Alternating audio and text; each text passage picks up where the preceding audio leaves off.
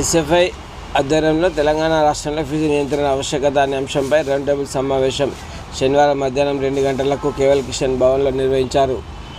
SFI జిల్లా అధ్యక్షులు సంతోష్ అధ్యక్షతన ఈ సమావేశం జరిగింది. ఈ సమావేశంలో సీనియర్ సిటిజన్ ఫోరం అధ్యక్షులు కొర్నల్ మాట్లాడారు. కొంతమంది టీచర్లు వచ్చేవాళ్ళు మధ్యలో యాడైంది. ఈ సమావేశాన్ని మనము ప్రారంభించుకున్నాం. ముఖ్యంగా తెలంగాణ రాష్ట్రంలో ప్రైవేట్ పాఠశాలల యొక్క ఆవశ్యకత పెరుగుతూ వచ్చింది. ప్రధానంగా ఇంగ్లీష్ మీడియం యొక్క ప్రాధాన్యత పెరగడం లేదా ప్రపంచీకరణ నేపథ్యంలో ఇంగ్లీష్ మీడియం యొక్క ప్రాధాన్యత పెరగడం తోటి ఈ ప్రైవేట్ పాఠశాలల యొక్క సంఖ్య పెరుగుతూ వచ్చింది. ఈ పెరుగుతూ వచ్చింది కనుకనే ఏర్పడ్డటువంటి ఈ పరిస్థితిని తాము సొమ్ము చేసుకోవడం కోసం ఆ డిమాండ్ సప్లై అని ఆర్థిక సూత్రం కూడా ఇక్కడ మనకు వర్తిస్తుంది. ప్రైవేట్ స్కూళ్ళల్లో చేరే వాళ్ళ సంఖ్య పెరుగుతూ వస్తుంది కనుక వాళ్ళ పాఠశాలలో చేరే వాళ్ళ సంఖ్య పెరుగుతూ వస్తుంది కనుక డిమాండ్ పెరుగుతుంది కనుక ఇలా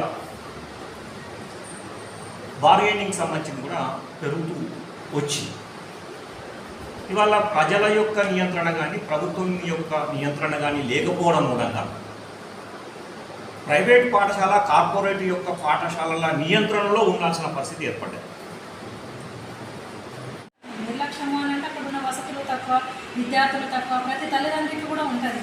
ఏమని మన పిల్లలు బాగా చదువుకోవాలి, ఫీజులు ఎంతైనా పర్లేదు, చదివేయగలుగుతాము అనేది తల్లిదండ్రుల యొక్క ఆకాంక్ష. ఇతరులను చూసి పోటీగా చదివించడం అనేది అంతవరకు తల్లిదండ్రుల ఆశ అనేది ఉంటుంది. మరి అలా అదే అవకాశాన్ని తీసుకొని ఇలా ప్రైవేటు యాజమాన్యాలు చూసినప్పుడు ప్రైవేటు యాజమాన్యాల దాంట్లో పేద తల్లిదండ్రులను, పేద విద్యార్థుల కుటుంబాలను దోసుకోవడం కోసం ఇలా ఒక అవకాశంగా ప్రైవేటు యాజమాన్యానికి ఇది ఒక అవకాశంగా దొరికింది. గ్రామీణ ప్రాంతంలో ఉన్న పిల్లలకందరికీ విద్య దూరం అవుతుంది. ప్రభుత్వ పాఠశాలల్లో కనీస సౌకర్యాలు లేవు, ఉపాధ్యాయులు లేవు.